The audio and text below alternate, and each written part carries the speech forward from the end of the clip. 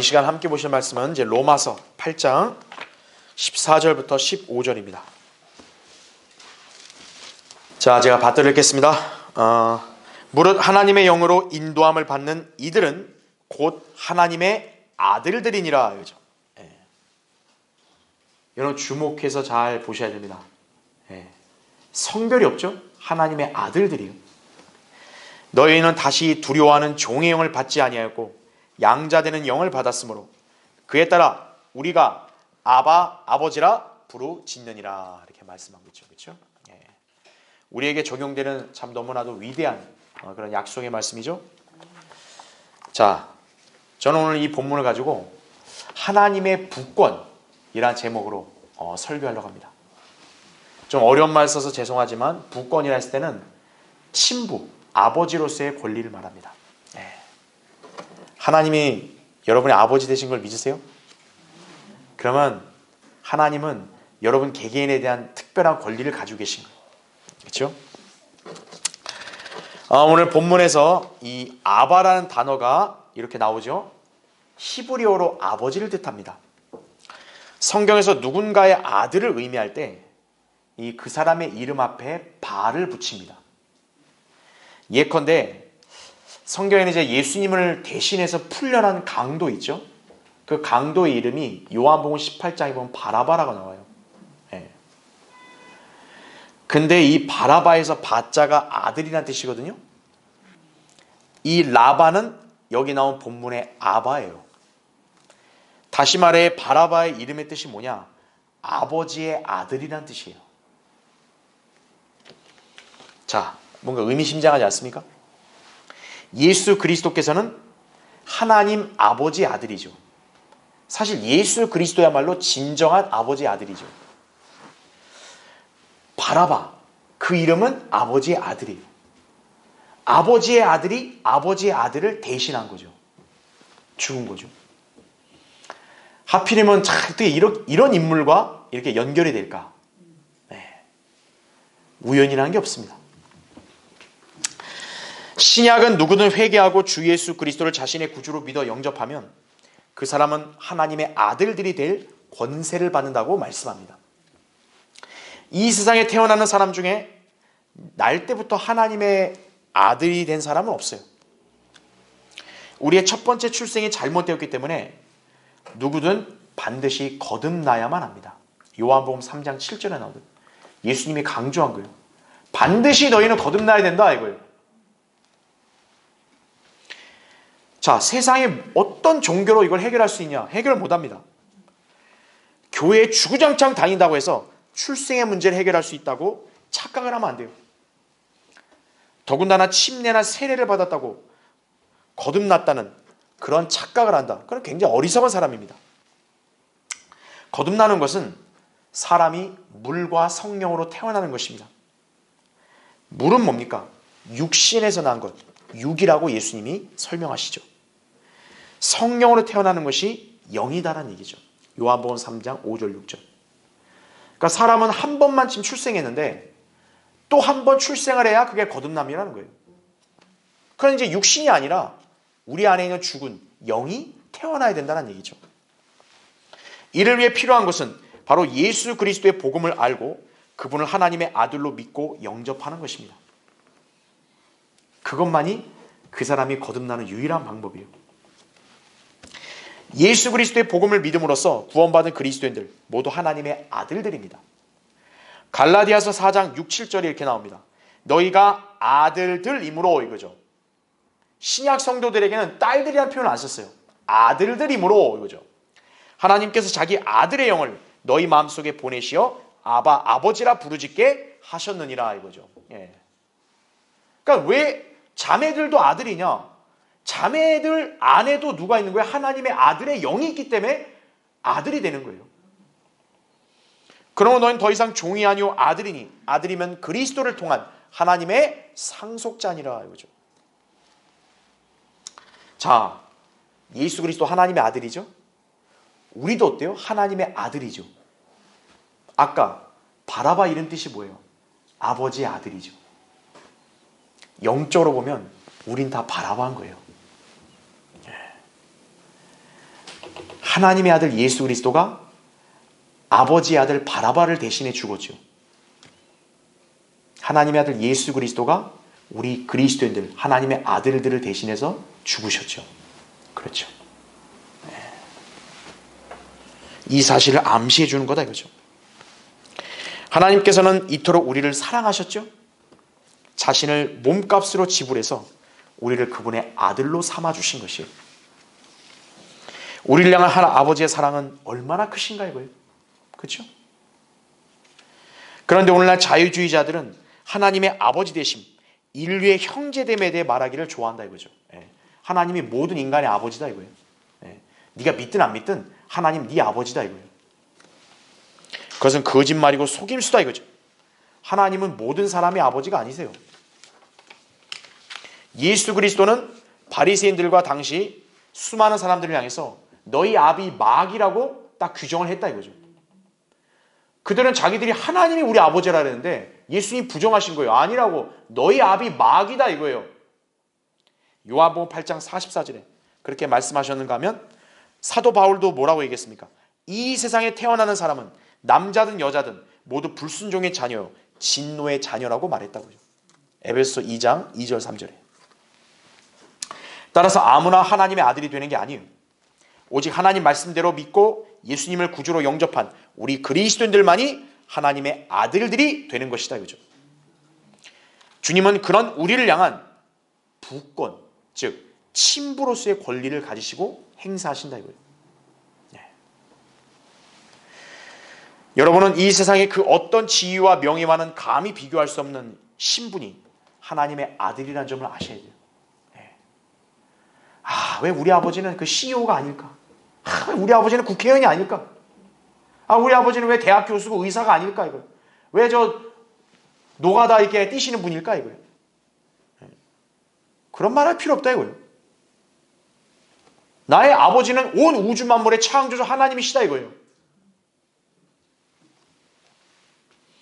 여러분은 하나님의 아들로 산다는 게 감사하고 행복하지 않으십니까? 그렇다면 여러분은 주님과의 관계에서 자신의 아버지이신 하나님께서 어떤 권리를 행사하고 계시고 또 여러분은 그런 아버지의 뜻에 어떻게 순종해야 할지를 잘 알아야겠죠. 왜? 여러분은 하나님의 아들이니까요. 여러분의 아버지가 하나님이면 하나님이 여러분을 향해서 어떻게 일하시고 어떻게 다루시고 또 나는 그런 아버지에게 어떤 뜻에 순종해야 되는지를 알아야죠. 그게 제대로 된 관계 아니겠습니까? 그래야 하나님과의 애틋하고 친근하며 따스한 사랑의 손길 가운데서 여러분은 이 세상을 살아갈 수 있음을 알아야 되는 것이 제대로 배워야 합니다. 하나님의 부권. 그래서 오늘 설교의 주제는 하나님의 부권에 관한 진리들이 살펴보겠습니다. 첫 번째요. 아들은 갈수록 건강하게 자라야 한다 이거죠. 베드로서 3장 18절에 이런 말씀이 있죠. 오직 은혜와 우리 주 곧 구주 예수 그리스도를 아는 지식 안에서 자라가라 말씀하는 거예요. 저는 그대로 현상 유지하고 싶은데요. 안 된다 이거예요. 자라가라 이거죠. 사람이 거듭날 때 그 새로운 출생은 아기로 태어나서 점점 자라난다는 점에서 몸의 출생과 유사합니다. 여러분, 아기가 태어나면 끝인가요? 아니죠. 오히려 새로운 시작이죠. 아기는 잘 먹고 보살핌을 받아서 자라야 하는 게 상식이죠. 이와 마찬가지로 그리스도인은 예수 그리스도의 은혜와 주님을 아는 지식과 또 그와 같은 것들 안에서 자라나야 한다 이거죠. 아기는 배가 고프면 젖을 달라고 울기 마련입니다. 갓 거듭난 사람이라면 마땅히 영적인 생명이 출생함에 따라서 갈급함을 느껴야 정상이에요. 내가 믿은 주님은 어떤 분일까 이거예요. 내가 하나님을 어떻게 이제 내가 믿어야 되는가 이거예요. 성경에서는 뭐라고 말하나? 난 이제 어떻게 기도해야 되나? 그런 갈급함을 느껴야죠. 영적인 아기는 배고픔에 못 견뎌 영적 음식을 찾게 되는 거예요. 그렇죠? 성경은 그 음식을 저주로 비유하여 말씀한다 이거죠. 그러니까 여러분이 거듭났다면요, 여러분은 영적 양식을 계속 갈급해야 되는 거예요. 좀 먹고 싶어요. 주세요. 그래야 되는 거예요. 베드로전서 2장 2절에 나온 게 뭡니까? 갓난 아기들로서 순수한 말씀의 젖을 사모하라 이거죠. 구원받았다는 증거 중에 하나는 영적인 말씀과 신앙과 그리고 하나님에 관해서 뭔가 알고자 하는 열망이 조금씩이나마 생긴다는 데 있어요. 그런 증상이 있다면요, 그 사람은 거듭난 사람 맞아요. 근데 그런 게 없다, 그건 이상한 사람이에요. 하나님의 아들로 태어나면요, 가장 먼저 하는 현상이 뭐냐, 이제 기도하려고 한다 이거죠. 기도. 이제 하나님은 내가 믿었다고 하니까 이제 기도 좀 해야겠다 이거죠. 사도 바울이 예수 그리스도를 만나 거듭나고 생이 변화된 이후에 우선적으로 하고 있었던 게 뭐냐면 기도였어요. 사도행전 9장 11절에서 일어나 곧은 길이라고 하는 거리로 가서 유다 집에서 사울이라는 타소 사람을 찾으라. 보라, 그가 기도하고 있느니라 이거죠. 그러니까 사도행전 9장은 바울의 생에서 예수님 만나 구원받은 때 아니에요. 그러고 나서 하고 있는 게 뭐예요? 기도하고 있었던 거예요. 단순히 기도문을 읊조리는 게 아닙니다. 구원받지 못한 카톨릭과 힌두교, 불교, 모슬렘 이런 교인들은요, 헛된 기도만 반복을 하죠. 주문 외우듯이요. 마태복음 6장 7절에 나온 대로. 그렇죠? 거듭나지 않은 기독교인들도 뭡니까? 사도신경 주기도문 무의미하게 헛된 반복만 하죠. 그러나 하나님의 아들이 아버지께 하는 기도는 어떤 형식이나 그런 절차가 없이 단순 명료하고 그 다음에 진실하게 다가가면 되는 거예요.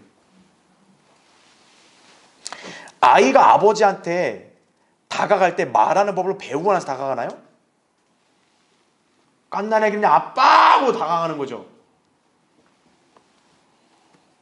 순수하고 간절하게 보채면서 구하죠. 이거 좀 주세요, 주세요. 그 아이가 할 수 있는 말은 그거밖에 없으니까요. 영적 아기 역시 마찬가지예요. 그 아기가 뭘 기도를 능수능하게 잘하겠어요? 아니라고요. 진솔하게 하나님께 나아가서 그분을 의지하는 가운데 기도하면 되는 것이에요. 여러분도 마찬가지라고요. 여러분에게 유창한 언변에 따른 기도를 하나님 원하시는 게 아니에요. 진솔한 기도를 원하시는 거예요. 구원에 있어서 가장 큰 복들 중에 하나는요, 바로 기도하는 법, 곧 하나님께 말씀드리는 법을 배우는 것이에요. 그래서 우리가 갓 구원받은 사람이나 진리를 찾아온 사람에게 기초성경 공부를 가르치죠. 그때도 우리가 기도라는 과목을 우리가 강의한단 말이에요. 그렇죠? 기도에 관한 교리를 설명해주고 그 방법을 알려주는 것이에요. 주님은 그 어린아이의 연약함을 아시기 때문에 비록 기도가 단순하고 유치할지라도 놀랍게 응답해 주시기도 한다는 얘기죠. 그럴 때 여러분이 기도 응답을 여러분의 기준으로 재면 안 된다고요. 여러분이 섣불리 그런 결단 내릴 필요 없어요. 여러분이 그냥 주님께 나아가 기도하면 되는 거예요. 그 다음으로 아기가 배고프다고 할 때, 자, 아버지신 하나님은 먼저 고기부터 주지 않아요. 아기는 젖부터 먹어야 돼요. 최소한의 상식만 있어도 2달 된 아기한테 매일 돼지 바베큐와 칠리 소스를 먹이지 않는다고요. 그렇죠? 그럼 죽죠, 그 아이는. 영적 아기에게 필요한 것은 성경의 간단하고 근본적인 진리들이에요. 근데 그게 아니라 단단한 음식, 고기를 섣불리 먹으려고 덤볐다가는요, 오히려 그 사람은 실족할 수도 있는 거예요. 그래서 우리가 새로운 사람들이라든지 갓 구원받은 사람들한테 우리는 성경의 어려운 예언을 절대 강의하지 않는 거예요. 기초부터 배우라 이거죠. 자, 한번 찾아볼까요? 히브리서 5장 한번 보십시오. 아기도 계속 먹고 세월이 흐르면 당연히 성장해야 되잖아요. 그렇죠? 그럼 부모가 과도한 기대가 아니잖아요. 근데 세월이 흘렀는데도 여전히 성장을 못해요. 그럼 부모 입장에서는 그건 정말 너무나 속 터지는 일이죠. 아버지 하나님도 마찬가지예요. 여러분이 세월이 흘렀는데도 성장을 못하죠. 아버지 하나님도 속이 터지시는 거예요. 자, 거기 5장 12절 보시면요, 그때로 보면 너희가 마땅히 선생들이 되었어야 할 터인데 이제 다시 하나님의 말씀의 기초 원리들이 무엇인지를 누군가가 너희에게 가르쳐 주어야 하니 이거죠. 젖이 필요한 사람들이지 단단한 음식을 필요로 하는 사람들은 되지 못하는도다. 젖을 사용하는 자는 누구나 의의 말씀에 능숙하지 못하나니 이는 그가 악이기 때문이요 단단한 음식, 이게 이제 고기죠. 질긴 고기, 장성한 사람들의 것이니 그들은 그 말씀을 사용함으로 감각들을 단련하여 선악을 분별하는 사람들이라 말씀하고 있는 거죠. 아이가 좀 잘하면 어때요? 부모는 그 밑에 동생을 맡기죠. 야, 동생 이제 네가 보살펴라. 그렇죠? 하나님께서 여러분이 성장을 했으면 여러분이 가르칠 수 있을 정도 위치까지 올라가길 원하시는 거예요. 근데 가르치지는 못할 망정 맨날 그 아주 쉬운 것만, 그것만 그냥 계속 공부하고 그것밖에 이해를 못한다. 그럼 답답하다 이거죠. 성장을 해야 돼요. 여러분을 왜 성경대рем의 교회를 인도하셨겠습니까? 하나님께서는 여러분을 성장을 시키게 하시려고 여기로 불러주신 거예요. 고기는 아기에게 유익을 주지 못하고 오히려 목에 걸려 죽게 합니다. 아기는 성경의 근본적인 진리들 위해 확고한 기반을 다져야 돼요. 믿음의 근본 사항들 알려진 진리들, 예를 든다면 성경의 권위라든지요, 예수님의 신성이라든지요, 동정녀 탄생, 구원의 위대한 교리들. 여러분 정도라면 이미 이걸 다 아셔야 돼요. 그렇죠? 예. 우리는 그동안 많은 시간 동안 강의하면서 또 저도 전했고 여러분도 배웠단 말이죠. 그렇죠? 예. 근데 갓 구원받은 사람은 모른다고요. 이거부터 먼저 가르쳐 주는 거예요. 예. 특히나 예수 그리스도가 다시 오신다 이거죠. 그분이 어느 시점에 오고 이걸 모른다 해도 예수 그리스도는 반드시 당신을 데리러 오신다. 그 소망을 심어주는 거죠. 자, 막 태어난 그리스도인을 상대로 해서 이스라엘이 받은 사도의 표적이 어떻고, 십자가 사건 이전의 교회는 어떻고, 대환란이 어떻고, 적그리스도에 관한 진리, 이런 것들을 주식으로 삼아 양육을 하면요, 그 사람은 오히려 망치는 거죠. 예. 이빨도 안 난 애한테 자꾸 막 고기만 먹이려는 거예요. 빨리 먹어 이러면 어떻게 되겠어요? 예. 그래서 교회와 목자는 항상 이렇게 회중, 특히나 새로운 사람들의 먼저 영적인 상태를 살피는 거예요. 거기에 맞게 이렇게 양육을 시킨다는 얘기죠. 예. 여러분도 누군가에게 진리를 전할 때는 상대의 수준에 맞게 지혜롭게 전해야 되는 거예요. 아버지 하나님은 여러분 개개인의 상태를 아니까 거기에 맞도록 그분의 종들에게 시키는 거예요. 오늘 이거 설교해라. 이거 가르쳐라 이거죠. 그러니까 여러분은 항상 강단에서 여러분을 위해 선포되는 말씀에 주의를 기울이고 또 말씀을 잘 유념해야 된다 이거죠. 그렇죠? 그래야 성장을 하는 거예요. 자, 하나님의 부권에 관한 진리들. 두 번째로, 자, 이번에는 아들은 자신의 아버지를 크게 존경합니다. 그렇죠? 예, 아들이라면 아버지를 존경해야 돼요. 도덕적인 가정에서 자란 아이는 자기 아빠가 세상에서 가장 위대한 인물이라고 생각을 합니다. 그렇죠? 어린애는 우리 아빠가 제일 세다고 생각하죠. 그렇죠? 우리 아빠가 만능이라 생각하죠. 아빠한테 뭐만 얘기하면 다 해줄 거라 생각하죠. 예. 아빠가 그 어린아이에게는 그냥 하나님과 같은 존재예요. 그렇죠? 예. 그래서 어린아이들은 자신의 아버지가 뭐든지 다 할 수 있고 뭐든지 고칠 수 있다고 다 믿는다고요. 이제 그 환상이 깨지면은 이제 아버지를 좀 약간 가볍게 보려고 한다고요. 그렇죠? 예. 자, 어른의 입장에서 보면은 좀 귀엽고 우습게 보일지 몰라요. 근데 이거는 어떤 거를 반증하냐면 어린아이들이 자기 아버지를 지극히 신뢰한다는 거죠. 그렇죠? 우리 아버지 하나님도 우리에게 이러한 면모를 바라신다는 점 여러분 생각해야 되지 않겠어요? 그렇죠? 우리가 하나님 앞에서 똑똑한 사람인가요? 하나님 앞에서 우리가 먼저 우리가 애써 모든 걸 다 결정하고 평가하나요? 우리 다른 거 다 바라볼 필요 없어요.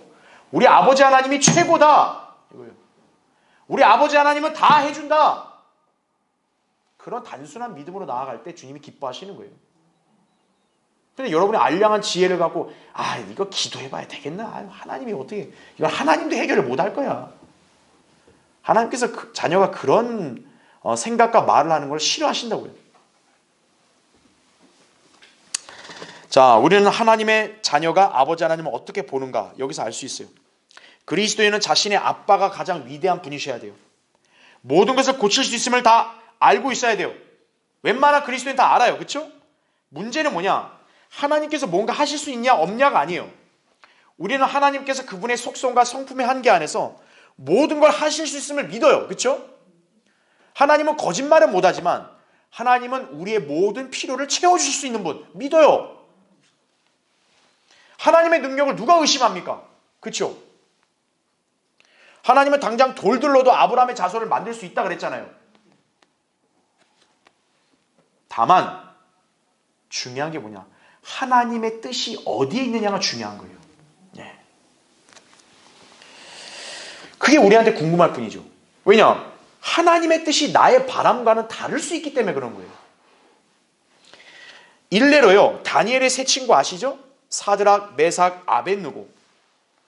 느부갓네살이 신상 만들어야 경배해. 안 그러면 죽일 거야.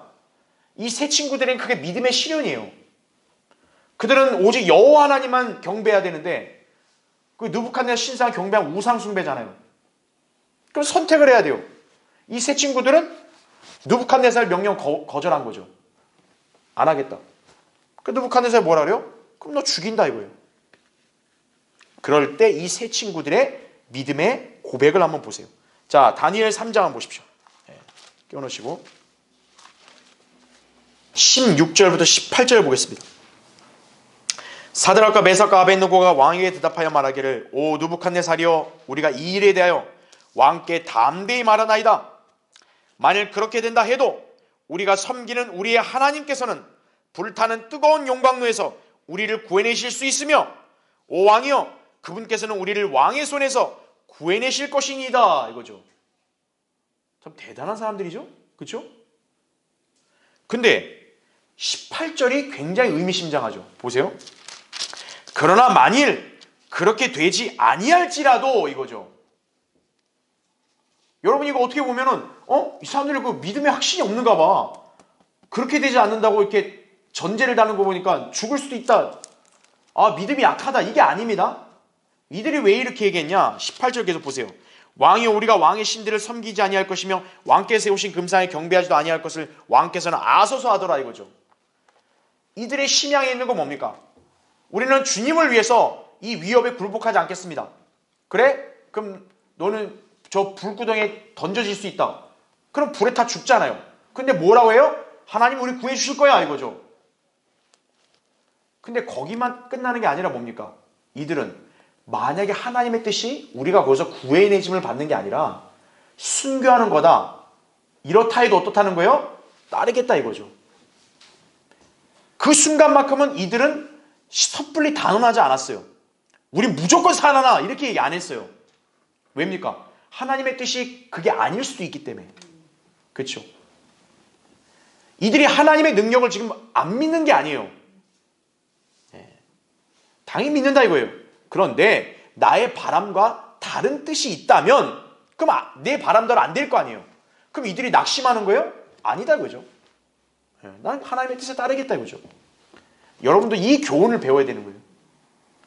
여러분의 바람대로 다 이루어져야 하나님이 살아계시는 거고 여러분 바람대로 안 이루어지면은 하나님 뭐 기도를 안 들어준 분이고 하나님 믿어봐야 의미가 없네. 이렇게 생각하면 그건 여러분 착각이에요. 하나님의 뜻에 우리는 맞추는 거죠. 하나님의 뜻이 있다면 하나님은 불가능이 없으신 거예요. 여러분이 그 점을 아셔야 된다 이거죠. 하나님께서 뭔가 하실 수 있다 해서 하나님께서 반드시 그걸 하실 거라고 그걸 의미하는 건 아니죠. 그런데 어떻습니까? 영적으로 어린 그리스도인들은 그 사실을 쉬 이해하지 못하는 거예요. 여러분 애기는 어때요? 부모의 깊은 뜻을 헤아리지 모르죠.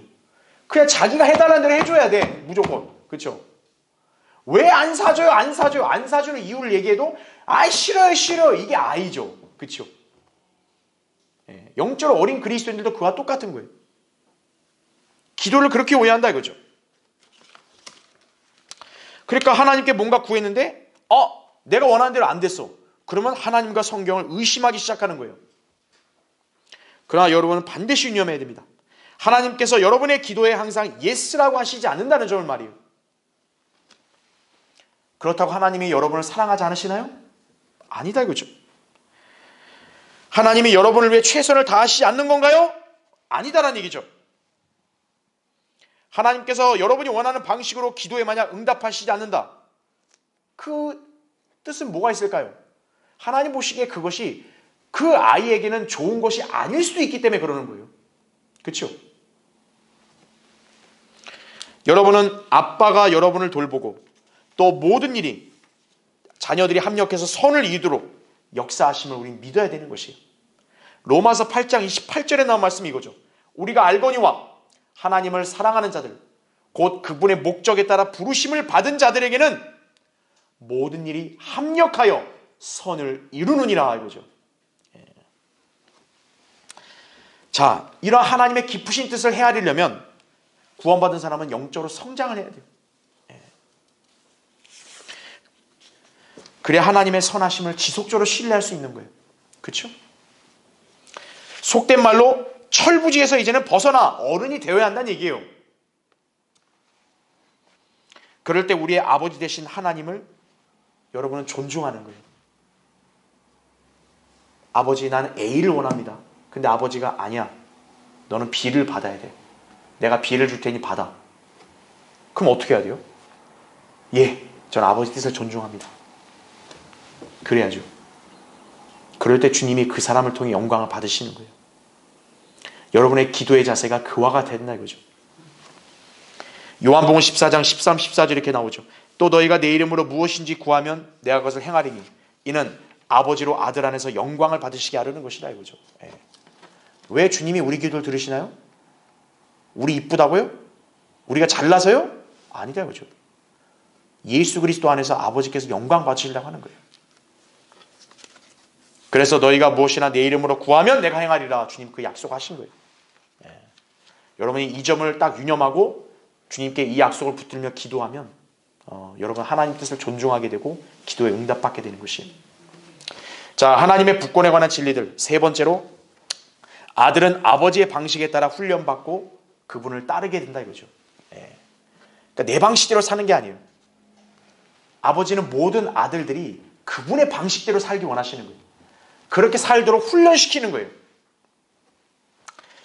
자, 그러면 아버지 하나님께서 자녀를 어떻게 때로는 훈련시키냐? 회초리로 훈련시키는 거예요. 쉽게 말하면 매타작을 하시는 거예요. 아이는 때때로 매를 맞으면서 배워야 할 때가 있어요.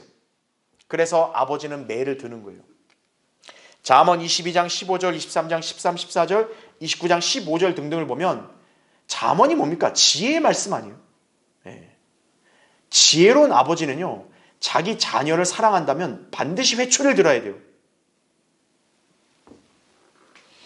오늘날 왜 이렇게 세상이 엉망이 되었습니까? 정신질환에 시달리는 청소년, 청년이 늘고 있고요. 죄책감이나 양심이 없이 뻔뻔하게 죄를 짓는 자들이 활보하고 있는 거예요. 왜 그런가 이거예요. 부모가 제대로 양육을 하지 않았기 때문에 그러는 거예요. 훈육은 달래고 어른다고 되는 거 아니에요. 콜라를 한두 번 사줄 수 있지만 맨날 콜라 사주면 어떻게 되는 거예요? 그 아이의 건강이 상하는 거죠. 때로는 엄격한 두려움, 그 다음에 쓴소리도 할 수 있어야 되고 또 매를 들어서 고통을 줄 때도 있어야 된다 이거죠. 하나님의 자녀에게도 마찬가지입니다. 자, 성경은 주님과 우리의 관계를 목자와 양의 관계로 비유를 합니다. 그렇죠? 여러분, 선한 목자가 양들을 얼마나 사랑하냐면요, 목자는 양들을 위해 자기 생명을 내어놓는다 그러죠. 요한복음 10장 11절 14절에. 여러분, 이런 사랑이 쉬운 줄 아세요? 누구나 인간은 입 빨린 소리 할 수 있어요. 아, 나 당신을 목숨만큼 사랑해요. 그거 거짓말이죠. 뭐. 사랑은 뭘 사랑해요? 우리 주님만이 그런 사랑할 수 있는 거예요. 하나님께서 우리를 그렇게 사랑하셨다 이거죠. 따라 주님은 우리를 사랑으로 훈육을 하시는 거예요. 근데 그 방식은 우리가 좋아하는 방식이 좀 아니에요. 우리가 해달라는 대로 그냥 딱 해주고 우리를 방치해주면 좋은데 그게 아니라 올바른 방향으로 나아갈 수 있도록 막대기로 때리시는 거예요. 주님은 여러분을 막대기로 때리시는 거예요. 그 여러분이 때로는 아플 때가 있는 거예요. 그걸로 투덜대면 안 된다 이거죠. 시편 23편 4절에 이런 말씀이 있습니다. 정녕 내가 죽음의 그림자의 골짜기를 지날지라도 악을 두려워하지 않으리니 이는 주께서 나와 함께 계시며 주의 막대기와 주의 지팡이가 나를 위로하심이라 이거죠. 아니 사탕으로 위로하면 안 돼요? 아니라고요. 막대기가 지팡이라 이거죠. 막대기는 언제 씁니까? 양이 엉뚱한 길을 할 때 놈! 땡! 때리는 거죠. 지팡이는 언제 쓰죠? 목을 끌고 올 때. 여러분 양의 입장에서 그거 아프지 않겠어요? 근데 그게 목자의 사랑 방식이라고. 아들은 아버지의 방식에 따라 훈련을 받아야 되는 거예요. 네. 여러분이 하나님의 방식에 대해서 토를 달면 안 되는 거예요. 왜 나만 이렇게 아프게 하십니까? 왜 나만 이런 환경을 주십니까? 그렇게 하나님 앞에 따지면 안 된다고요. 훈육은 경찰이나 학교 선생이나 옆집 어른이 하는 게 아니에요. 부모가 하는 거예요. 왜 우리는 때때로 고난과 시련에 직면하는가요? 우리가 하나님의 자녀니까 하나님이 자녀에게 징계를 주는 거예요. 만약 우리가 하나님의 자녀가 아니면 하나님이 우리를 양육할 책임이 있을까요? 없으신 거예요. 그래서 어때요? 하나님은 모른 체 하는 거예요. 네가 무슨 죄를 짓든 하나님과 아무 관계 없는 거예요. 그럼 넌 지옥으로 가면 되는 거예요. 근데 우리가 구원받은 하나님의 자녀가 된 순간 어떤 거예요? 하나님은 우리에 대한 책임이 있으신 거예요. 아버지시니까. 자, 이것도 한번 찾아보죠. 히브리서 12장 한번 보세요. 5절부터 11절까지 보겠습니다. 또 마치 자녀들에게 했던 것과 같이 너희에게 권면하신 말씀을 잊었으니 곧 내 아들아 주의 징계를 경시하지 말고 책망을 받을 때에 낙심하지 말라. 주께서 그의 사랑하시는 자를 징계하시고 그가 받으시는 아들마다 매질하시느니라고 하신 것이라. 너희가 징계를 견뎌내면 하나님께서는 너희를 아들들로 대우하실 것이니 아버지가 징계하지 않는 아들이 어디 있느냐. 모든 사람들이 참여하는 징계를 너희가 받지 않는다면 너희는 사생하여 친아들이 아니니라 이거죠. 아 주님 나 고난 싫어요. 아, 고난 자체 주지 마세요. 그럼 뭐가 되는 거예요? 사생아가 되는 거예요. 네. 또 우리 육신의 아버지가 우리를 징계하여도 존중하였거늘 영들의 아버지께는 더욱 복종하며 살아야 하지 않겠느냐? 그들은 정녕 자기들이 옳다고 생각한 대로 며칠 동안 우리를 징계하였지만 하나님께서는 우리의 유익을 위하시고 또 우리로 그분의 거룩하심의 참여자들이 되도록 하시느니라. 징계가 당시에는 즐겁지 않고 슬픈 것 같으나 후에 그로 인하여 훈련된 자들에게는 화평한 의의 열매를 맺느니라. 이렇게 말씀하고 있습니다. 따라서 우리가 영적으로 자라야만 하나님의 이런 뜻을 우리가 헤아리는 거예요. 순종하는 거예요. 그래서 그분의 의도에 따라 우리가 온전하게 되고 그렇게 살 수 있다는 얘기죠. 예. 하나님께서 자녀를 다루시는 데 있어서는요, 실수가 없어요. 우연이 없어요. 아들은 응당 아버지를 따라야 돼요. 여러분도 자신의 아빠를 따라야 됩니다. 여러분의 아빠가 누굽니까? 하나님이시죠. 아버지께서 여러분을 이끄시는 곳으로 가야 할 뿐 아니라 그 본을 따라야 되는 거예요.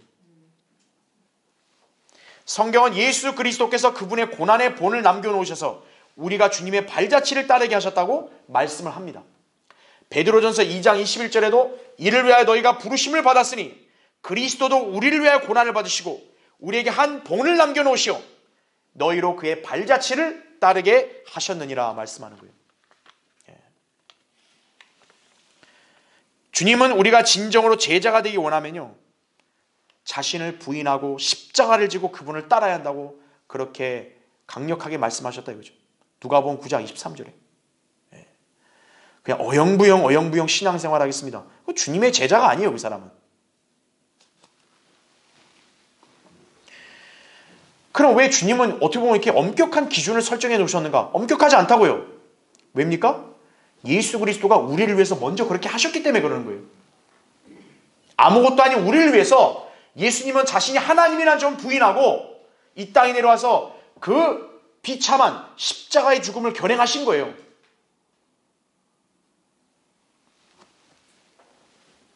여러분이 그러한 자세를 본으로 삼아 따르려면 영적으로 성장해야 된다 이거죠. 정체돼 있고 퇴보돼 있으면요, 여러분 어느 순간 믿음이 싹 사라지는 것이에요. 하나님의 북권에 관한 진리들. 마지막 네 번째로 아들은 아버지를 닮은 구석이 있다 이거죠. 그렇죠? 네, 유전자가 있잖아요. 자녀는 아버지와 닮은 점이 있어요. 아, 아빠 닮았네. 그죠? 물론 100% 닮진 않습니다. 그죠?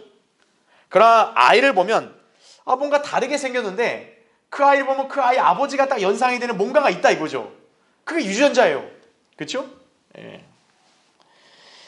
여러분은 구원받은 하나님의 자녀라고 당당하게 말할 수 있습니까? 그렇다면 여러분에게는 사람들이 볼 때 저 사람은 하나님의 자녀 같다. 그렇게 연상을 할 수 있는 뭔가가 나타나야 되는 것이에요. 여러 가지가 있으면 좋겠지만 아직 연약한 성도는 거의 안 보일 수 있어요. 근데 중요한 건 뭐냐? 최소한 한두 가지는 아버지 하나님과 닮은 구석이 있어야 되는 거예요. 유전자가 있을 거 아니에요. 그렇죠? 만약 하나도 닮은 게 없으면 어때요? 그 유전자 검사 해봐야죠. 근데 아들이 맞나 틀리나. 그렇죠? 네. 하나님의 가족에 속한 사람이 아니면 마귀의 가족에 속한 거죠. 그렇죠? 네. 요한복음 8장 44절에 나온 대로 거짓말의 아비라고. 그러니까 마귀의 자식이라는 걸 어떻게 알 수 있냐면 거짓말을 밥 먹듯이 하는 인간들 있죠. 그 인간들은 딱 마귀의 자식이라 보면 되는 거예요. 네. 이 세상에 너무 많잖아요. 얼굴선이나 생활 습관이 아니더라도 아들이라면 아버지의 씨를 가진 특징이 있어요. 자, 우리는 어떻게 그리스도인으로 태어난 것인가요? 베드로전서 1장 23절에 이런 말씀이 있죠. 너희가 거듭난 것은 썩어질 씨로 된 것이 아니라 썩지 아니할 씨로 된 것이니 살아있고 영원히 거하는 하나님의 말씀으로 되었느니라. 하나님의 말씀의 씨로 우린 태어난 거예요. 우리 안에는 죽었던 영이 하나님의 아들의 영인 성령에 태어난 거예요. 그래서 비로소 우리는 하나님을 아버지라 부를 수 있게 된 것인가 하면 하나님의 본성에 동참한 자가 되었다고 베드로서 1장 4절에 말씀하고 있는 거예요. 성경적 지식은 없을 수도 있어요. 그런데 하나님 아버지의 본성은 있는 거예요. 그 사람한테. 자, 우리는 하나님 아버지의 본성을 지녔다는 점을 나타낼 수 있어야죠. 그것이 무엇일까요? 거룩함이에요. 거룩함. 베드로전서 1장 14절 16절에 순종하는 자녀들로서 이전에 무지하던 때의 정욕에 너희 자신을 맞추지 말고 오히려 너희를 부르신 그분께서 거룩하신 것처럼 너희도 모든 행실에 거룩하라. 이는 기록되기를 내가 거룩하니 너희도 거룩하라고 하시기 때문이라 말씀하는 거예요. 아니, 하나님이 거룩한데 왜 내가 거룩해야 됩니까? 하나님이 아버지고 내가 하나님 아들이니까요. 아버지를 닮아야죠, 아들은. 그렇죠? 피터 락크만 목사님은 밥 존스 대학 재학 시절에요. 트레일러에서 살았던 적이 있었어요. 어느 날 창밖으로 이 아들 데이비드를 본 거예요. 그때 아들이 한 7살이었던 당시. 근데 이제 이 아들이 오렌지 박스 위에 딱 올라가서요. 막 설교를 하고 있더래요. 그러니까 뭐냐면 자기 아버지 흉내를 내는 거예요, 이게. 그렇죠? 예. 아빠를 따라 하는 거죠. 자, 세월이 흘러서 노스캐롤라이나 주 에이어 산에 있었던 칼 레키라는 사람의 천막 집회를 이제 가게 됐는데 이때 이제 락커만 목사님의 아들이 데이비드였잖아요. 그 손자들, 데이비드의 아들들이죠. 거스와 매튜를 함께 데리고 갔어요. 쉬는 시간에 잠시 손자들을 보았는데요. 이 거스가 또 앞에서 막 설교하는 거예요, 또. 자기 아버지 또 자기 할아버지 다 이렇게 이어지죠, 그렇죠? 근데 이 동생이랄까 이 매튜는 어떻게 하냐? 그 앞에 앉아가지고 아멘 아멘 이러고 있는 거예요. 거스가 그 형벌 되나 봐요. 너 엄마 말 잘 들어야 해. 그래야 그리스도의 심판석의 상을 받을 수 있어. 그랬더니 매튜가 아멘 아멘 이렇게 한다 그래요, 그렇죠? 예. 어린아이들이 아버지를 따라하는 거죠. 예. 그러니까 아버지 어머니가 그 가정에서 어떤 생활하냐가 이제 그 아이를 통해 나타나는 거예요. 예. 행동거지가 참 주의해야겠죠, 그렇죠? 예, 우리 부모님들은. 예. 자, 어쨌든 여기서 우리가 배우는 교훈은 뭐냐면 하나님의 아들들이 우리 그리스도인들도 어때요? 이처럼 아버지를 닮는 구석이 있고 닮은 삶을 살아야 되는 거예요. 그렇죠? 이 아이들이 그냥 무슨 뭐 설교를 뭐 대단히 했겠어요? 아니죠. 흉내만 낸 거예요. 근데 그게 뭡니까? 아버지인 설교자를 닮는 거죠. 우리도 어때요? 아버지인 하나님을 닮아야 되는 거예요. 그거를 용어로 뭐라 그러냐? 경건이라는 경건. 디모데전서 4장 7절 8절에 불경스럽고 늙은 부녀자들의 꾸며낸 이야기들을 버리고 오히려 경건에 이르도록 내 자신을 훈련하라이죠. 몸의 훈련은 유익이 적지만 경건은 모든 일에 유익하여 현재와 미래의 생명의 약속을 소유하게 하느니라 말씀하는 거예요. 몸 건강 따지는 거 좋아요. 근데 그건 유익이 적다고요. 성경에서 권면한 거 뭡니까? 경건에 이르도록 훈련하라는 거예요. 경건에. 경건에 이르는 시간을 갖지 않고 맨날 운동만 하는 사람들이 있어요. 육신은 건강하겠죠. 그 남는 게 없어요, 그 사람은. 그렇다 해서 몸 건강을 소홀히 하면 안 돼요. 훈련하는 건 당연히 해야 되는 거예요. 근데 여기서 강조하는 거 뭐냐? 경건에 이르는 훈련에 더 치중하라는 거예요.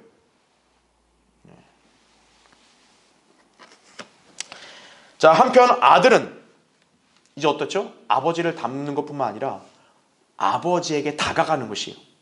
언제요? 공경에 처하면. 자, 예수 그리스도께서는 공경에 처하든 안 하든 상관없이요, 이 땅에 계실 때 늘 아버지 하나님께 나가 기도하셨죠. 그렇죠? 하나님의 아들이신 그분조차도 어떤 거예요? 이 땅을 인간으로 살아갈 때는 아버지께 늘 나아가 기도하신 거예요. 마가복음 1장 35절에 나온 대로. 때로는 밤을 새워 기도하시기도 하셨어요. 하나님의 아들이 뭐가 부족하다고 밤새워 기도하시냐고요. 십자가의 죽음을 앞두고서는 그분의 사람들을 위해 위대한 중보 기도도 하셨다고요. 요한복음 17장에 쫙 나오잖아요. 이처럼 그리스도인도 무슨 일이든 기도를 통해 하나님께 나아가 시시콜콜 다 말씀드릴 수 있어야 합니다. 여러분, 사람이 가슴에 안고 있으면 얼마나 답답해요. 속 시원하게 뭔가 털고 싶잖아요. 근데 내 말을 들어줄 대상이 마땅치가 않아요. 근데 아버지 하나님은 여러분의 시시콜콜한 얘기를 다 들어줄 수 있는 거예요. 그 기도가 그렇게 중요하고 소중하다는 거예요. 그래서요, 우리가 연약해서 믿음이 없이 그냥 위로받고 싶어 하나님께 하소연하려고 기도하는 사람도 있어요. 물론 그게 가장 이상적인 건 아니지만 중요한 게 뭡니까? 아들이라면 아버지께 언제든 나아갈 수 있다는 거예요. 그리고 누구도 막지 않아요. 가지마 이런 사람 없다고요. 아버지가 오지마 이런 게 없다고요. 하나님이 우리가 기도하려니까 야 그만아, 야 너 맨날 오니까 귀찮아, 야 오지마. 우리 하나님 그런 분 아니시라고요. 우리에게 주어진 약속은 하나님께서는 우리에게 은혜를 베푸신다는 사실이에요. 히브리서 4장 16절에 그러므로 우리가 은혜의 보좌로 담대히 나아가자. 우리가 자비를 얻고 필요한 때에 도우시는 은혜를 발견하기 위함이라 이거죠. 여러분은 이 약속을 믿는 가운데 언제든 기도로 주님께 나아가 그분과 동행하는 삶을 살기를 바랍니다. 자, 이제 결론을 맺겠습니다. 오늘날 무수한 사람들이 하나님의 아들이란 지위를 경시하고 때로 우습게 여깁니다. 자기들이 그저 교회를 열심히 다니기 때문에 하나님이 자기 아버지로 착각하는가 하면, 어떤 사람들은 하나님이 창조주라는 점을 오해해서 하나님이 모든 인류의 아버지가 되신다고 헛소리를 하는 거예요. 특히 그런 자들은 하나님을 믿지도 않은 타 종교인들, 그 다음에 더러운 죄인들 있죠. 그들과 연합하면서 하나님이 그들의 아버지가 되는 것이냐, 많은 사람들을 오도하고 있다고요. 하나님이 어중이 또중이 다 아들로 삼으시나요? 냉철하게 말하건대 주님은 그런 자들과 무관하시고요, 오히려 그들을 향해 나는 너희를 전혀 알지 못하니 너희 불법을 행하는 자들아 내게서 떠나가라, 이렇게 하시면서 그들을 무시하실 것이에요. 마태복음 7장 23절에 아버지 나는 모른다, 저리 가라 이거죠. 저리 가라. 얼마나 비참합니까? 그렇죠? 하나님의 아들은 아무나 되는 게 아닙니다. 또 그렇다고 해서 어려운 것도 아니에요.